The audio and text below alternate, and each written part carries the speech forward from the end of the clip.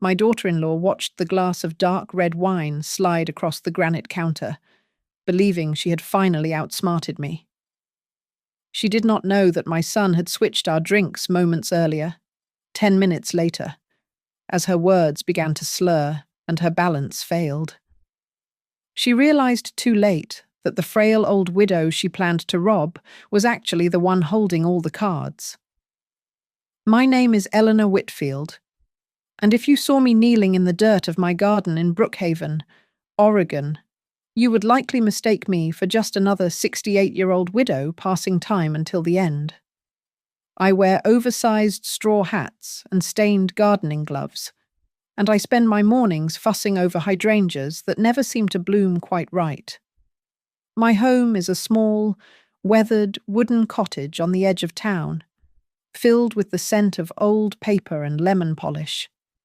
It is the kind of house that smells like memories and safety, a place where time moves slower than the rest of the world. To my neighbors, I am harmless. To the cashier at the grocery store, I am just a sweet old lady who pays with exact change. That is exactly how I like it. My world narrowed significantly after my husband, Jack, passed away 10 years ago, leaving me with our only son, Daniel. Daniel is 35 now, a software engineer with eyes that still hold the same kindness they did when he was a boy. We are not just mother and son. We are survivors of a quiet grief that bonded us tighter than most. We have a ritual, Daniel and I, on Friday nights. He comes over, and we open a bottle of Pinot Noir to watch old black and white movies. We argue about whether Bogart was truly a hero or just a lucky cynic. Those evenings are the anchor of my life. Then came Vanessa. Daniel married Vanessa Hart a little over a year ago. She is a striking woman in her early 30s, always dressed in sharp blazers and heels that click too loudly on my hardwood floors. She worked for a private financial firm called Meridian Continental Trust, and she carries herself with the air of someone who knows the price of everything in the room before she even sits down. I wanted to like her. For Daniel's sake. I truly did. During those first few family dinners after the wedding, Vanessa was the picture of a perfect daughter-in-law. She would glide through my kitchen, opening cabinets with a familiarity that felt slightly presumptuous, insisting on pouring the wine. "Oh, Mom, you sit down. You have done enough," she would say, her voice smooth like polished glass. But I saw where her eyes went when she thought I was not looking. They did not linger on the family photos on the mantel. They lingered on the heavy brass clock from the 18th century sitting on the sideboard. They drifted to the small, unassuming oil painting near the hallway that happens to be a minor original by a renowned French artist.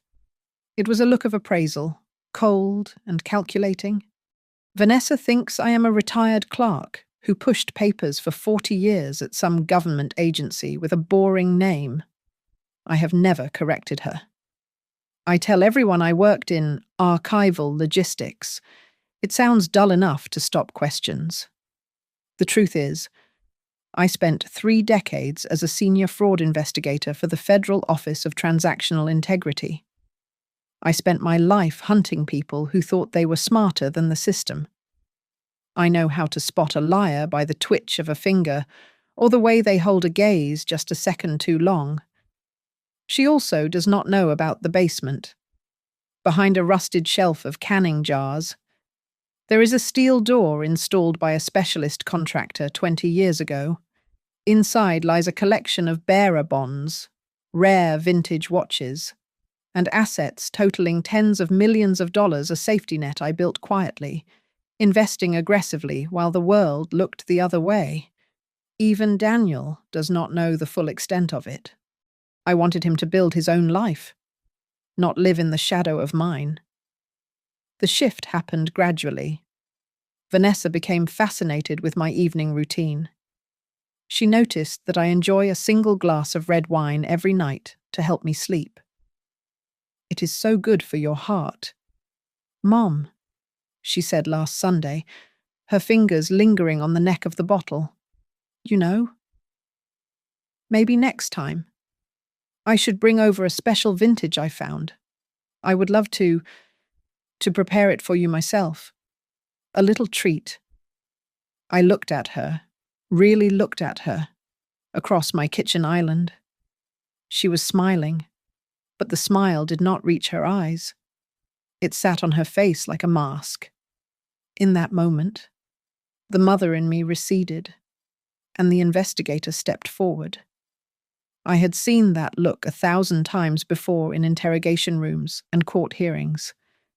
It is the look of a predator assessing the vulnerability of prey. That would be lovely. Dear, I said, matching her smile with one of my own. As she turned away to look at Daniel, my blood ran cold.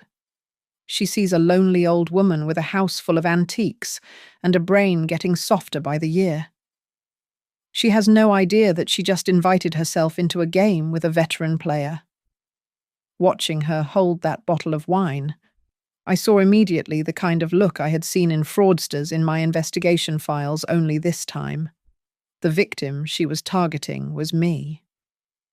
The change in Vanessa was subtle at first, masked by the cloying sweetness of concern.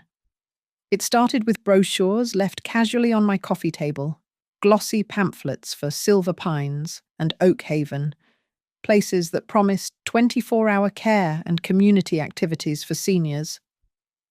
Then came the comments, dropped like little seeds of doubt into the fertile soil of my son's love for me. She would frown at the stairs leading to my porch or sigh theatrically when I carried a laundry basket. Oh, Daniel, do you see how she struggles? She whispered one evening when she thought I was in the kitchen. Living alone out here. It is just so dangerous. What if she falls? What if no one finds her for days? She began weaving a narrative of my frailty, suggesting to Daniel that he should encourage me to sign a financial power of attorney. She framed it as a safety net, a way to protect me from the confusing modern world. I have seen it happen with my clients at the firm, she told him, her voice trembling with manufactured empathy. Families lose everything because they waited too long. We just want to be prepared. Right. The tension came to a head during a lunch at my house. We were eating roast chicken, a recipe Daniel used to love, but he was barely touching his food. Vanessa, however, was in full swing. She gestured around my dining room, her eyes critical. You know, Mum, she said, wiping the corner of her mouth. This house is charming, but the upkeep must be a nightmare. Daniel and I were thinking, well, maybe it is time to sell. The market is high. You could move into a modern condo near the city centre. No stairs, no yard work, just peace. Daniel shifted in his chair, looking down at his plate. I do not know. Ness, Mom loves this garden. But is it safe? Daniel? She pressed, her voice sharpening just enough to cut. We have to be practical. I said nothing, merely taking a sip of water. I watched them. I noticed how she always maneuvered Daniel into corners, physically and conversationally, isolating him from me. With me. She was polite, almost deferential. But it was the cold politeness of a salesperson handling a difficult contract. A week later, I found the smoking gun I had been waiting for. Daniel and Vanessa had come over for dinner. While Daniel was in the bathroom, Vanessa stepped into the hallway to take a call. She pulled the door partially shut. But she did not know that the acoustics in this old wooden house carry sound perfectly to the kitchen if you know where to stand. I stood by the refrigerator, holding my breath. I told you. I am handling it. Vanessa hissed into her phone. Stop calling me. I need time. Yes. Yes, I know it is 6 figures. I have a plan. Just give me 1 year. 1 year. And I will clear the whole thing. My heart hammered against my ribs. 6 figures. A debt she was hiding from my son. When she returned to the dining room, the panic was gone, replaced by that porcelain smile. She picked up the bottle of Cabernet I had set out. Let me top you off. Mum, she said, her hand steady as she poured the dark red liquid into my glass. You look like you need to relax. I thanked her.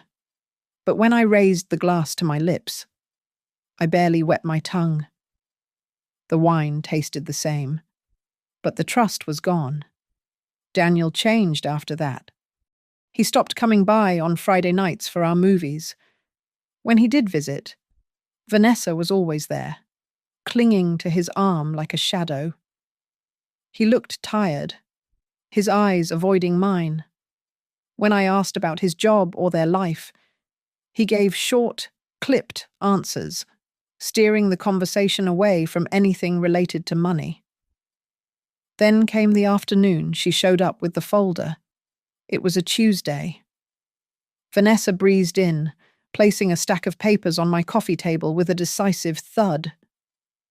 I saved us all some time, she announced brightly, sitting down opposite me. These are just some standard forms. A simple power of attorney. It just means that if anything happens, Daniel and I can pay your bills and manage your accounts so you do not have to worry about the math. She pushed a pen toward me. I can help you manage your assets. Mom, take the burden off your shoulders. I looked at the papers.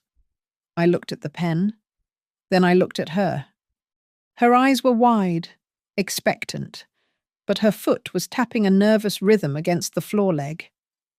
That is very thoughtful of you. Vanessa, I said, pushing the papers back gently. But I am quite capable of managing my own affairs for now. Perhaps in another 10 years? Her smile faltered. For a split second, the mask slipped, revealing a flash of pure, unadulterated rage. Mom, we are just trying to help, she said, her voice tight. You are being difficult.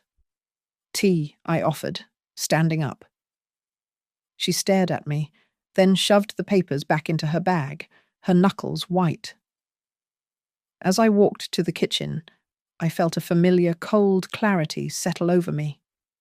The last time I saw a woman this impatient for an elderly person's signature, she ended up wearing an orange uniform for 5 years. Sleep did not come that night. Instead of tossing in my sheets, I sat in the dim light of my study, surrounded by the smell of old mahogany and dust.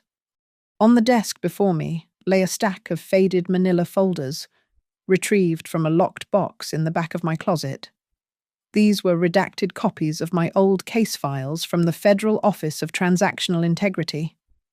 I had not looked at them in years. But tonight, I needed to remind myself of the monsters I used to hunt.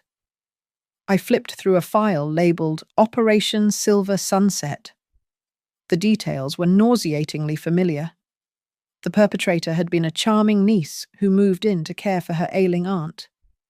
First came the isolation complaints about the neighbors, excuses to keep friends away. Then came the medical gaslighting exaggerated concerns about memory loss, subtle hints to the doctor about dementia. Finally, the nursing home admission and the liquidation of assets. I closed the file. Vanessa was following the playbook step by step. Her sudden concern for my safety, the brochures for the assisted living facilities, the way she cut Daniel off from me, it was not love. It was a strategy. I reached into the bottom drawer of my desk and pulled out a small, leather-bound notebook. My colleagues used to call it my black book of suspicion. It was where I catalogued behavioral anomalies before I had hard evidence. I clicked my pen, The sound, loud in the silent room. On a fresh white page, I wrote a single name, Vanessa Hart. Next. I opened my laptop to check my public bank accounts. I maintained a checking account and a modest savings fund at the local bank, totaling perhaps $200,000. It was a respectable amount for a retiree, but it was nothing compared to the reality hidden in my basement. This account was the decoy. It was the bait. I wanted Vanessa to see it. I wanted her to think this was the extent of my worth, to make her overconfident and sloppy. As I stared at the screen, memories of our past conversations took on a new, sinister light. I remembered a dinner 3 months ago. So, Mom. Vanessa had asked, swirling her Chardonnay. Dad was in logistics too. Right. Did he invest well, I mean? Those government pensions are nice, but surely we managed. I had replied vaguely. I just wonder. She had pressed, her eyes scanning the room. With a house this size, the taxes must be killer. Did he leave you a trust? I had dismissed it as curiosity then. Now I knew it was an audit. My mind drifted back to a case from '99. A financial advisor named Thomas Reed. He had a terrifyingly effective method for seizing control of his clients' portfolios. He would visit them for tea, slip a mild sedative into their cups, and then record them when they were slurring and confused. He used those videos in court to prove incompetence. He won guardianship, and then he drained them dry. A cold shiver went down my spine. Vanessa's obsession with my evening wine, her insistence on preparing it herself. I picked up the phone. It was past 1 a.m, but I knew Nora would be awake. Nora Bennett, of the Bennett and Klein Law Group, was the sharpest legal mind I knew, and an old friend who knew better than to ask why I was calling so late. Eleanor, her voice was raspy but alert. Is everything all right? I have a hypothetical question. Nora, I said, keeping my voice steady, if an elderly individual is coerced into signing a power of attorney under emotional duress, or perhaps chemical influence, what are the immediate protective measures? There was a pause on the other end. Chemical influence. Eleanor. Are we talking about you, hypothetically, Nora?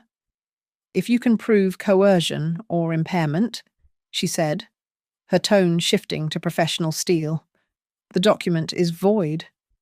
But proving it is the hard part. You need documentation. You need a timeline. And if there are drugs involved, you need toxicology. Thank you, I said. I will call you properly soon. I hung up. The doubt was gone. I was no longer a mother worrying about her daughter-in-law's manners. I was an investigator working a case. Vanessa was not family. She was a subject. I stood up and walked to the basement door. I unlocked the heavy steel frame and descended into the cool, dry air below. I walked past the shelves of canning jars to the hidden safe. Inside lay the bearer bonds, the deeds, the collection that represented a lifetime of shrewd investment and hard work. Millions of dollars that Vanessa desperately needed to cover her 6-figure debt. I ran my hand over the cool metal of the safe. If you chose our family to strike, you chose the wrong old lady? Vanessa. I whispered into the darkness. The technician thought he was installing a standard motion sensor near the liquor cabinet to protect my home from break-ins. I stood by with a tray of cookies, playing the part of the anxious widow worried about rising crime rates.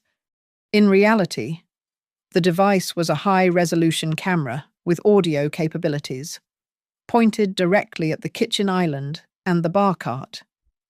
Once he left, I synced the feed to a secure server on my laptop. The trap was set. With the physical surveillance in place, I turned to the digital trail. I bypassed the standard search engines and logged into the subscription-based public record databases I had used during my career. Most people think their past disappears if it does not show up on the first page of a search result. They are wrong. I typed in Vanessa Hart. It took me 3 hours of cross-referencing, but I found it. 5 years ago. Vanessa had co-founded a boutique firm called Heartline Advisory on the surface. It looked legitimate. However, digging into the dissolution documents, I found the ugly truth. The company had folded following a quiet settlement of a class action lawsuit. The plaintiffs were all over 70 years old. The allegation was predatory fee structuring and unauthorized liquidation of assets. It had been settled out of court, sealed with non-disclosure agreements, which was why Daniel had never heard about it. My daughter-in-law was not just desperate, she was experienced. That evening, Vanessa came over to cook dinner. She spent a long time in the downstairs powder room. I stood in the hallway, leaning close to the door. She had turned the faucet on, full blast, the sound of rushing water filling the silence, but her voice cut through, sharp and urgent. I know the timeline, she was saying. I am working on the capacity assessment. I just need... Yes, a diagnosis helps. It speeds up the power of attorney. I moved away silently before she opened the door. My hands were trembling, not from fear, but from the adrenaline of the hunt. Later, while she was stirring pasta sauce, her purse sat open on the entryway table. I slipped my hand inside, bypassing her wallet and phone, and pulled out a sleek business card. It was for Silver Pines Assisted Living. On the back, in hurried handwriting, someone had scrawled priority placement available if cognitive decline certificate is provided by the end of month. I slipped the card back. She was not just planning to take my money, she was planning to lock me away to do it. I decided to give her exactly what she wanted. Over the next few days, I began my performance. I would ask Daniel the same question twice in the span of 10 minutes. I would leave my reading glasses in the refrigerator. One evening, while we were clearing the table, I deliberately called her by the name of Daniel's high school girlfriend. Vanessa froze. Then a slow, pitying smile spread across her face. She looked at Daniel, her eyes wide with faux concern. "Oh, Mum," she said, her voice dripping with syrup. "You are getting so forgetful lately." "I am. I am really worried you might leave the gas on one day. It is terrifying to think about." Daniel looked at me, his brow furrowed with worry. "Mom, maybe you should see a doctor, just for a checkup." "I am fine, just tired," I said, looking down at my hands to hide the spark of triumph in my eyes. They were buying it. The real evidence came 2 nights later. I was in the living room while Vanessa was in the kitchen preparing our evening drinks. I had my laptop open, ostensibly reading the news, but I was watching the live feed from the kitchen camera. On the screen, Vanessa stood with her back to the living room. She reached into her pocket and pulled out a small glass vial. She uncorked it and tipped it over one of the wine glasses, letting 3 clear drops fall into the dark red liquid. She swirled the glass, capped the vial, and hid it back in her pocket.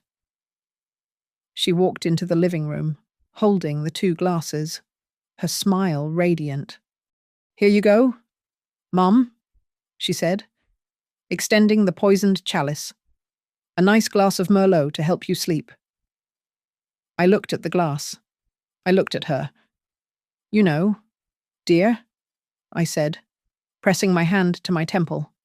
I have a terrible splitting headache tonight. Wine might make it worse. I think I will just have some herbal tea. Vanessa's smile stiffened. Her fingers tightened around the stem of the glass. Are you sure it is a really expensive bottle? I opened it just for you. No. Thank you, I said firmly. Just tea. She stood there for a moment, her jaw working as she suppressed a scream of frustration. Finally. She turned on her heel and marched back to the kitchen, through the live feed. I watched her pour the wine down the sink, her movements jerky and angry. Later that night, alone in my study, I replayed the footage. I zoomed in on the frame where the vial appeared. It was small, unmarked, and deadly efficient. So, the script is still the spiked drink. I whispered to the empty room. Only this time, I am much more awake than the clients you fooled 5 years ago. I invited Daniel to lunch at a small diner in downtown Brookhaven, a place with red vinyl booths and the smell of burnt coffee that we used to visit when he was a teenager. I needed to get him away from the house, away from the listening ears of the cameras I had installed, and most importantly, away from Vanessa. I needed to look my son in the eye and see how much of him was still there.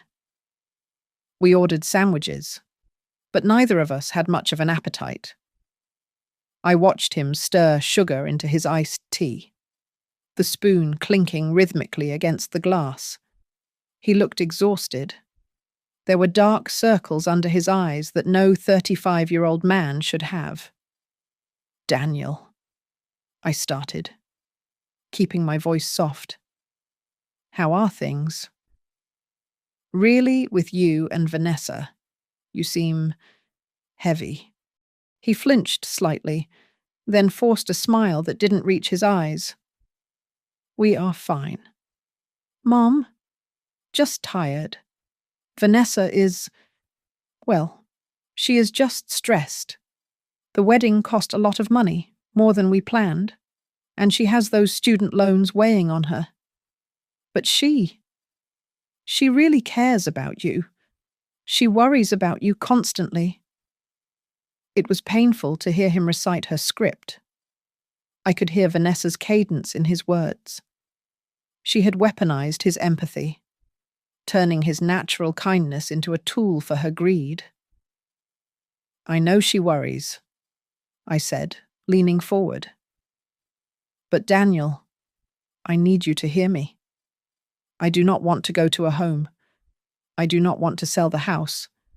I want to stay in my garden until I cannot walk anymore. Can you understand that? Can you support me in that? He looked down at his plate, avoiding my gaze. It is not about what you want, Mum. It is about safety, Vanessa says. She says people your age decline fast. We just want you to be safe. My heart sank. He was torn. I could see the war behind his eyes, the son who loved his mother, battling the husband who wanted to please his wife. He was not my enemy, but he was no longer my ally. He was a hostage. That night, the reality of my situation became even starker. I was reading in my study when I heard the front door slam, followed by raised voices in the living room. I cracked my door open just an inch. Stop pushing me. Ness Daniel's voice was louder than usual, edged with frustration. I am not going to force her to sign the papers yet.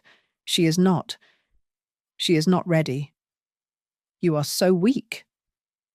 Daniel Vanessa's voice was shrill, lacking the syrupy sweetness she used in front of me. You act like I am the villain here. I am trying to secure our future. But you always choose her. Do you not trust me? Do you think I am? Stealing from her, I did not say that. Then make her sign it, if you love me. You will fix this. I closed the door silently, my hand trembling on the knob. The guilt washed over me, thick and suffocating. My investigation, my resistance, it was driving a wedge right through the middle of my son's marriage. If I exposed her, I would break his heart. If I let her win, I would lose everything. It was a terrible choice, one no mother should have to make. I went to my desk and pulled out a fresh legal pad. I could not risk Daniel inheriting everything directly, not while he was under her spell. If something happened to me before I could stop her, she would drain him dry within a month. I began drafting a new will. In this version, the house, the collection, and the bulk of the liquid assets would go into a blind trust, managed by a third party, inaccessible to Daniel until he turned 50 or until he was no longer married to Vanessa Hart. I left him a small stipend enough to live, but not enough to pay off a 6-figure debt.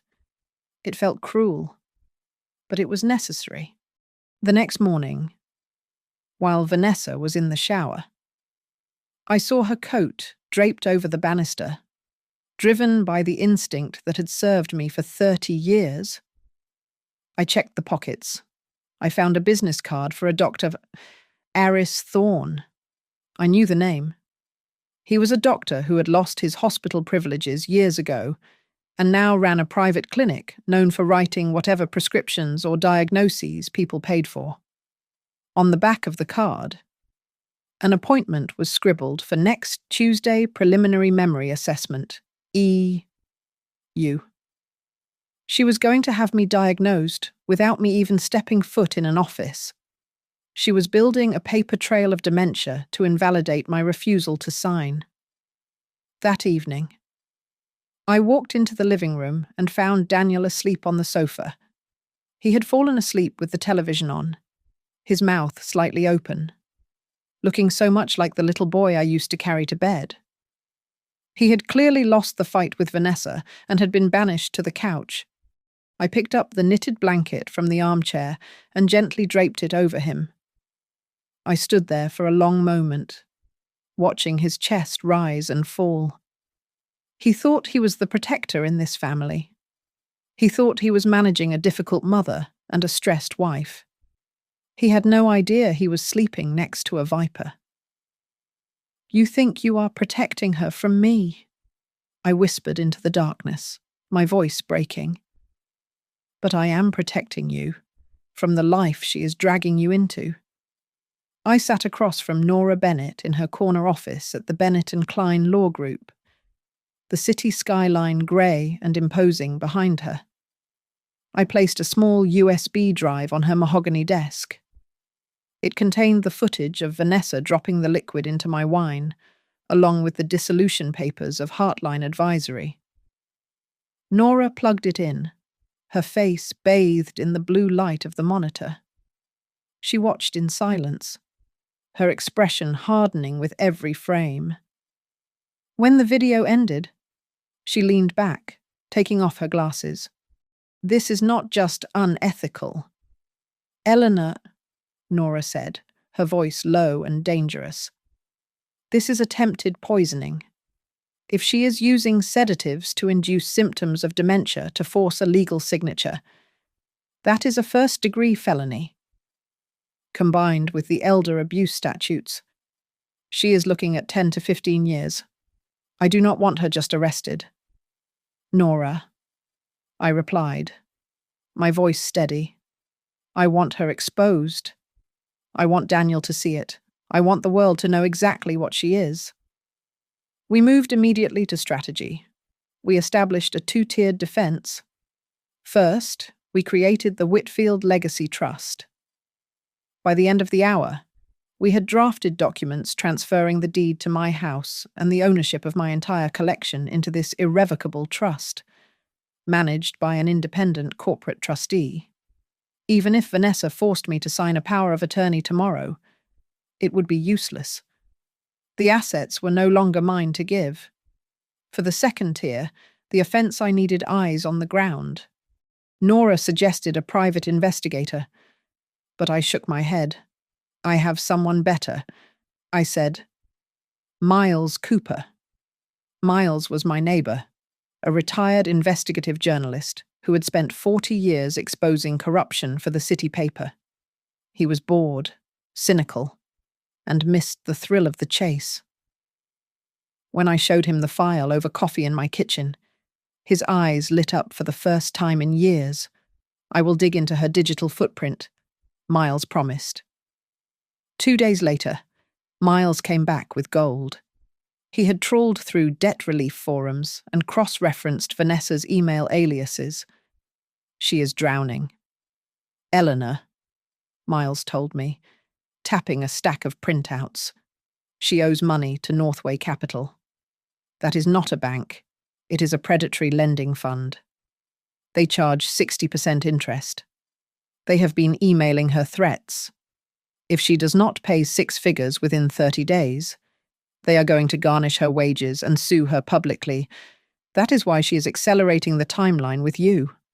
Armed with this knowledge, I decided to test her desperation. I created a fake bank statement using an old template on my computer.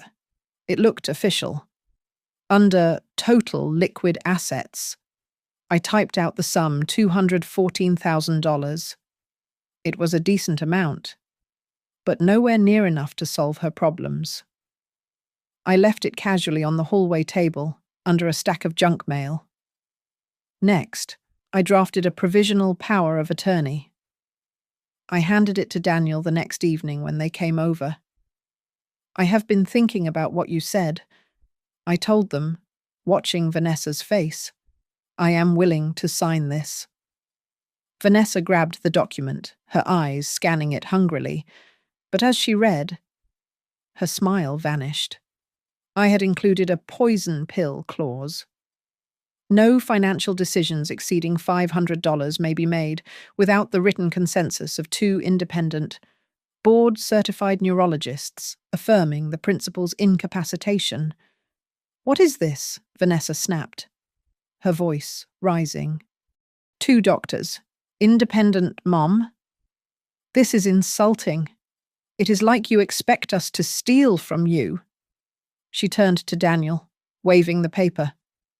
See, she does not trust us. Daniel, she thinks we are criminals after everything I do for her? Daniel looked at the paper, then at me, rubbing the back of his neck. Mom, this does seem a bit excessive. We just want to help pay the bills. It is standard protection. Daniel? I said calmly. Vanessa threw the paper onto the table. It is paranoid if you do not trust me. Fine. But do not drag Daniel into your delusions. She stormed out to the car. Daniel gave me a pained look before following her. I watched them go, noting how Vanessa's hands were shaking. She had seen the fake bank statement I knew because the envelope was moved, and now she knew the legal route was blocked. She was running out of time, and she was running out of options. I called Nora. She took the bait, I said. She knows she cannot get the money legally, and she thinks I only have $200,000 in cash. She is going to get desperate. If you want to catch her red-handed, Nora advised, her tone clinical. We need a night where she thinks she is winning completely. We need to give her an opening so wide she cannot resist stepping into the trap. I know, I replied, looking at the empty wine glass on the counter. I am going to invite them for dinner, and I am going to let her pour the drinks. The notification lit up Vanessa's phone screen at 2 a.m, casting a ghostly blue pallor over her terrified face. It was an email from Northway Capital, marked with a red flag for high priority. The subject line read, Final Notice of Default.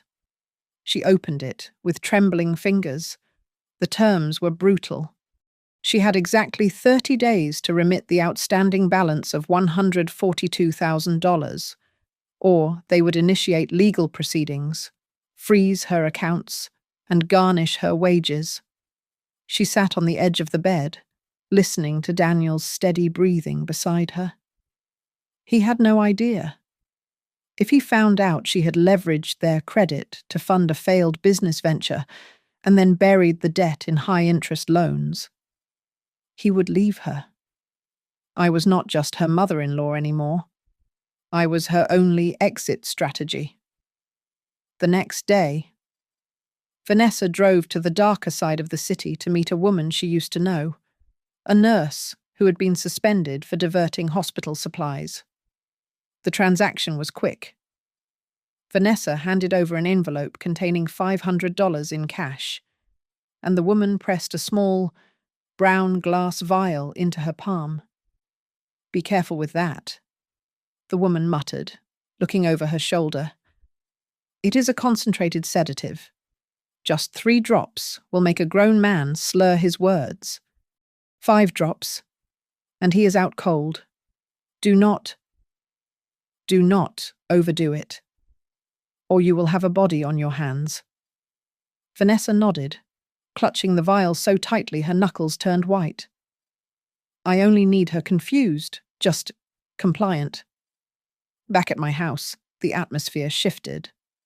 The phone rang in the afternoon, and Vanessa's voice came through the receiver, dripping with a sweetness that made the hair on my arms stand up. "Mom, I am so sorry about the other night," she said, her voice wavering perfectly. "I have been so stressed, and I took it out on you. Daniel and I feel terrible. Please come over for dinner tomorrow night. Let me cook for you. Let us start over." I held the phone away from my ear for a second, staring at it. I could practically smell the desperation coming through the line. "That sounds lovely." "Vanessa?" I replied, keeping my tone light. "I would love to come." I hung up and immediately felt the weight of what was coming. She was done playing the long game. She was accelerating. Daniel, meanwhile, was being eroded by guilt. I saw him briefly when he dropped off some groceries. He looked like a man walking through a fog. "She is really trying, Mum," he said, his eyes pleading with me to believe him. "She cried all night. She says she just wants us to be a family again. She feels like you hate her." "I do not hate her, Daniel," I said softly. "I just want you to be safe." He hugged me then, holding on a little longer than usual. He was drowning in her manufactured crisis, and he wanted so badly for the dinner to fix everything. I spent the evening preparing for battle. I took the vintage brooch I planned to wear, a large silver flower with a pearl center, and carefully cleaned the lens of the microscopic camera hidden within the pearl. I plugged it into my laptop to ensure the battery was fully charged. Then I sent a text to Nora and Miles. "The dinner is tomorrow at 7 o'clock. Be ready." Before I went to bed, I went down to the basement one last time. I opened the heavy steel safe and looked at the stack of bearer bonds and the velvet-lined box of watches. This was not just money. This was my husband's legacy. This was the security he built for his son, not for a grifter who saw us as a piggy bank. "You think you can take this?" I whispered to the silent room, tracing the edge of a gold pocket watch. "No one takes this. Not while I am breathing." Across town, in her modern kitchen. Vanessa stood over the sink. She held the small brown vial in one hand and a glass of orange juice in the other. Her hands were shaking, but her eyes were cold and dead. She unscrewed the cap. 1 drop, 2 drops, 3 drops. The clear liquid hit the orange juice and vanished instantly. She swirled the glass, watching the deadly mixture settle. Then, with a sudden, violent motion, she poured the juice down the drain and watched it disappear. "Tomorrow," she said to the empty kitchen. "It all ends tomorrow." I called Daniel at 3 o'clock in the afternoon. I told him I had a small pre-birthday surprise for him and that he needed to stop by my house alone before heading home to Vanessa. It was the only way to get him into a room without his wife's shadow looming over us. When he walked into my living room, he looked harried, checking his watch. "Mum, I really can't stay long," he said, shifting his weight from foot to foot. "Vanessa is making a big dinner, and she gets anxious if I am late. Sit down." "Daniel," I said, my voice leaving no room for argument. I opened my laptop on the coffee table. I had queued up the footage from the kitchen camera, the clip from last week, where Vanessa had attempted to spike my drink before I switched to tea. I pressed play. Daniel watched in silence. He saw his wife's back, the quick check over her shoulder, and then the hand reaching into her pocket. He saw the vial. He saw the drops fall into the wine. "What is this?" he asked, his brow furrowing. "Mum, what are you showing me?" "Just watch," I said softly. On the screen, Vanessa swirled the glass, hid the vial, and composed her face into a smile before walking out of frame. Daniel let out a breathy, nervous laugh. "Mom, come on. That could be anything. Sweetener? Or maybe some flavor drops. You are trying to make this into something sinister, and it is just—" "Daniel?" I cut in, looking him dead in the eye. "Since when does one put sweetener in a vintage Merlot? And since when does one hide sweetener in a pocket? Only to pour the drink down the sink the moment I refuse to drink it." He went silent. I could see the gears turning in his head, the engineer in him fighting the husband. He wanted to find a logical variable that explained this away, but the data was corrupt. "I am not asking you to divorce her today," I said, closing the laptop. "I am not even asking you to confront her. But tonight, I want you to take off the blinders. Do not look at her as your wife. Look at her as a system that might be failing. Just watch the wine. Daniel, if you see something, anything, trust your gut, not her tears." He stood up, looking pale. I have to go." As he drove away, I sat in my car for a moment, gripping the steering wheel. I had planted the seed. I did not know if it would grow into salvation or ruin, but it was done. Across town. I knew exactly what Vanessa was doing. She would be in her kitchen, surrounded by the smell of roasting garlic and herbs, checking that small brown bottle for the 10th time. She was likely calculating the dosage right now. 2 drops. 3 enough to make the old woman slur and stumble, enough to make Daniel shake his head and think, "Mom really is losing it." She needed a performance tonight, and she needed me to be the star. When I arrived at their house at 7 o'clock, the air was thick with tension. Daniel opened the door. He looked like he had not blinked in an hour. "Hi, Mom," he said, his voice tight. I walked past him into the dining room. Vanessa was setting the table. She looked stunning in a black dress, but her energy was frantic. She was placing forks and knives with a little too much force, her hands trembling slightly when she adjusted the napkins. "Eleanor," she exclaimed, beaming at me. "I am so glad you came. I really wanted tonight to be special." "I brought the wine," I said, holding up a dusty bottle of Cabernet from 1982. It was a bottle worth more than her first car. I thought we should celebrate properly. Vanessa's smile faltered for a fraction of a second.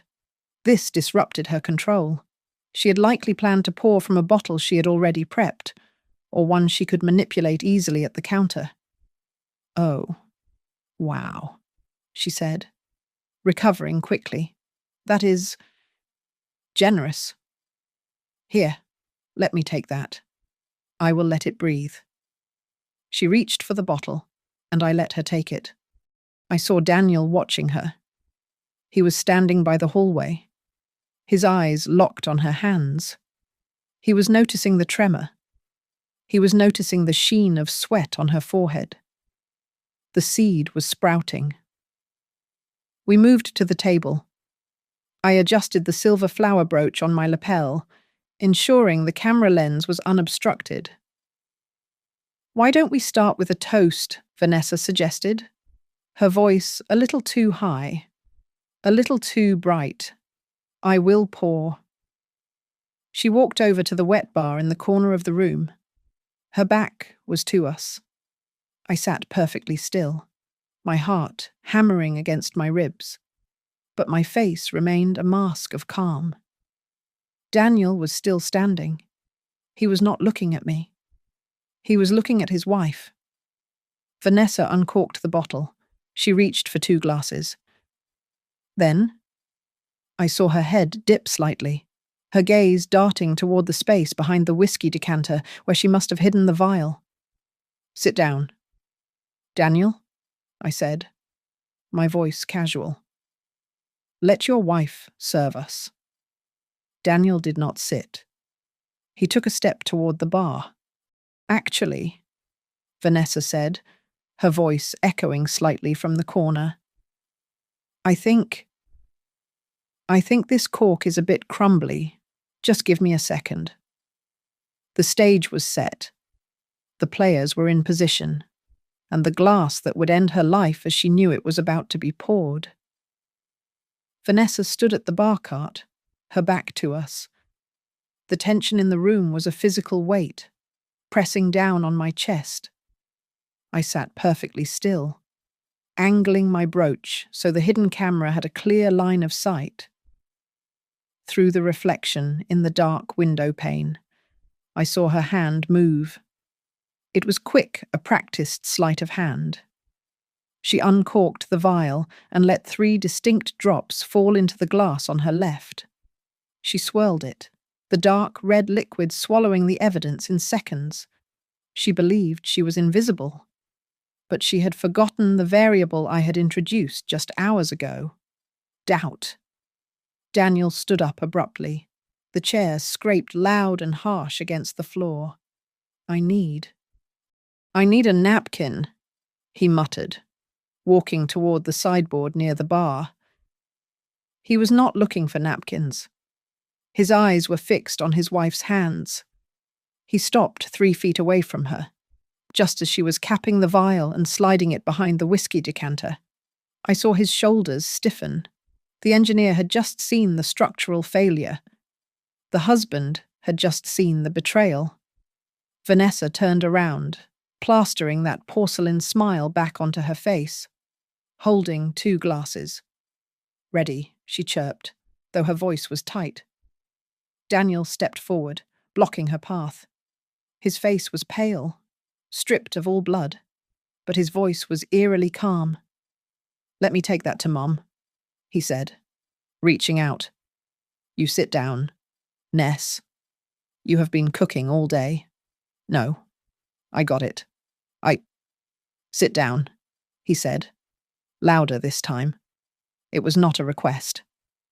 He took the glasses from her hands. As he turned his back to her to face me, his hands moved.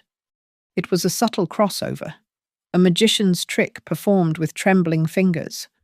The glass that was in his right hand moved to his left. He placed the glass from his right hand in front of me. Our eyes locked. In that split second, no words were spoken, but a lifetime of communication passed between us.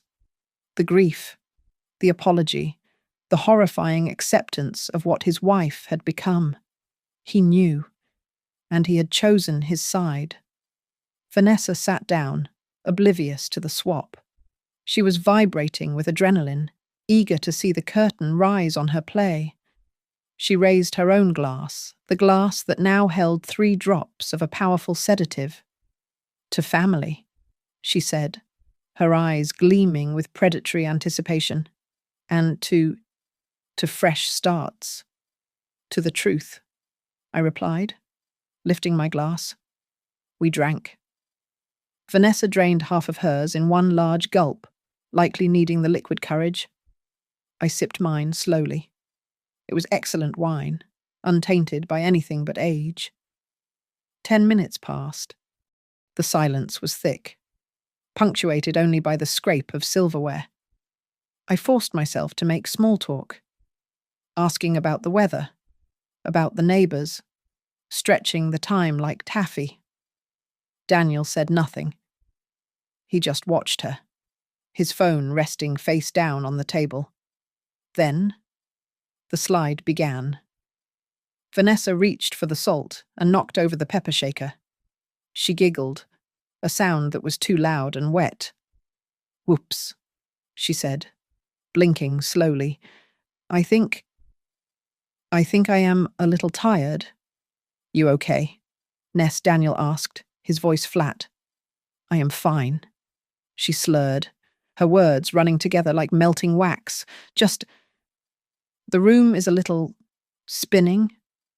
Maybe Mom's wine is stronger than I thought. She looked at me, her eyes struggling to focus. Her expression shifted from confusion to irritation. She expected me to be the one slurring. Why are you looking at me like that? She snapped, swaying in her chair. You should be asleep by now. Daniel picked up his phone. He did not dial. He opened the camera app and hit record. What do you mean? Ness? He asked. Why should Mom be asleep? Vanessa waved a hand dismissively, knocking her fork onto the floor with a clatter. Because the plan, the papers, she needs to be confused. Then we get the signature. Silver Pines is waiting. Daniel, we need the money for Northway. 6 figures. Gone. She slumped forward, her chin hitting her chest before she jerked back up. Why isn't she out yet? Daniel lowered the phone. His hand was shaking, but he set it down gently. The evidence was secured. Vanessa groaned, clutching her stomach. I feel sick.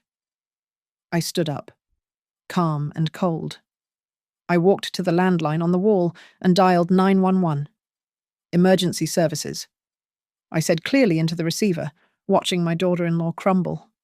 I need an ambulance. My daughter-in-law is suffering from an apparent overdose.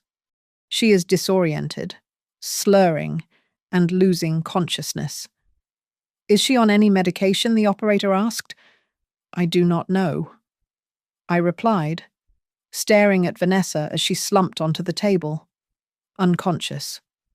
But she was the only one who handled the drinks tonight. Please hurry. I hung up.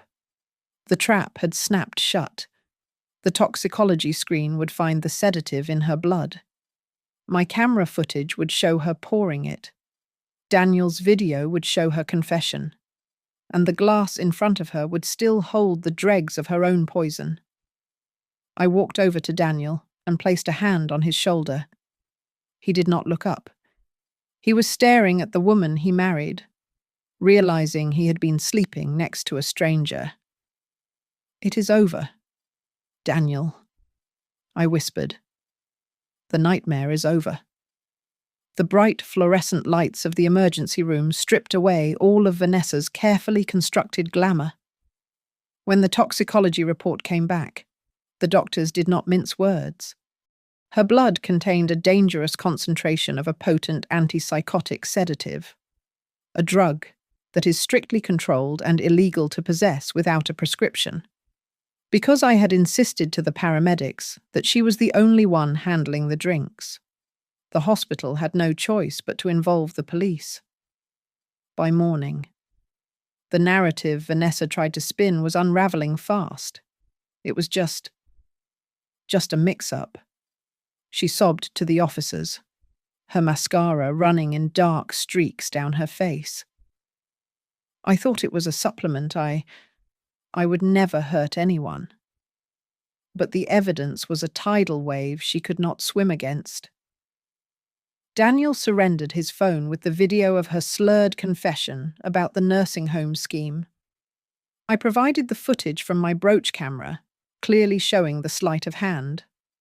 Miles Cooper, my neighbour and private investigator, handed over the logs of her meeting with the suspended nurse who sold her the vial.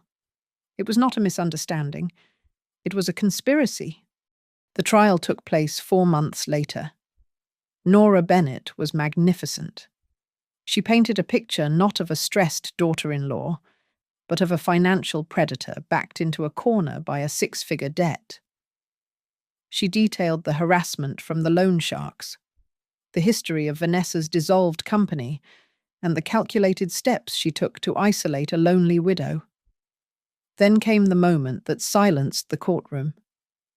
I took the stand. I did not sit hunched over like the frail victim Vanessa wanted me to be. I sat with the posture of a woman who had spent 30 years staring down criminals. "My name is Eleanor Whitfield," I told the jury, my voice projecting clearly to the back of the room. "For 3 decades, I served as a senior fraud investigator for the Federal Office of Transactional Integrity. And the woman sitting at the defense table did not just try to steal a house. She attempted to incapacitate the owner of a hidden asset portfolio valued at over $25 million. A gasp rippled through the gallery. I looked directly at Vanessa. Her eyes went wide, her mouth falling open in a look of sheer, unadulterated shock.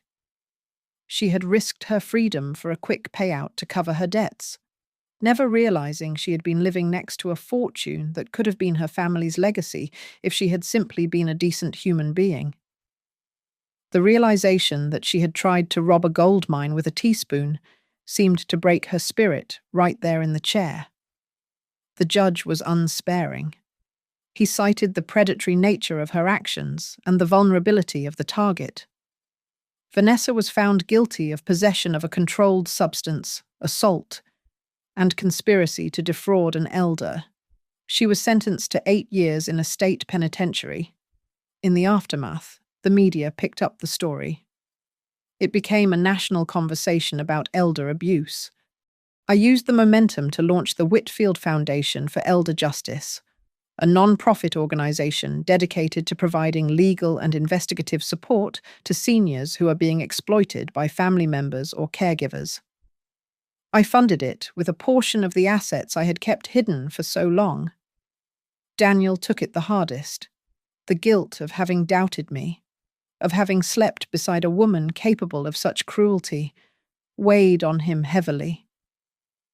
He moved back into the cottage with me for a few months. We spent our evenings not just watching movies, but talking, really talking.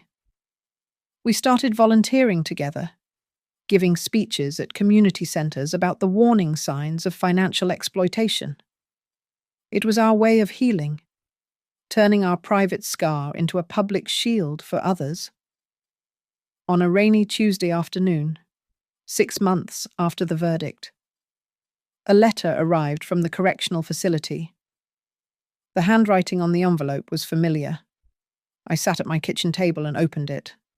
It was 3 pages of justifications from Vanessa, blaming her debt, her stress, and her upbringing, ending with a request for forgiveness. I read it once. Then, I walked to my desk and opened the bottom drawer. I placed the letter inside the black notebook where I had first written her name under the suspicion list. I closed the drawer with a firm click. Daniel walked into the kitchen, holding a bottle of Pinot Noir, ready for the movie. "Mom?" he asked, his smile genuine again, though the lines around his eyes were a little deeper than before. "I am ready," I said. He poured 2 glasses. This time, I did not need to watch his hands. I did not need a camera. I simply took the glass he offered. As I took a sip, I thought of the woman sitting in a cell, thinking about the millions she lost. You tried to poison me to get the key to the treasure. I only needed to switch the glasses once, to stand tall in the light once, and you will never touch any door again. That is enough for revenge. Thank you so much for listening to my story. I would love to know where you guys are tuning in from, so please drop a comment below and share your thoughts on the ending. If you enjoyed this, please make sure to subscribe to Grandma's Family Diary, smash that like button, and hit the hype button to help this story reach even more people.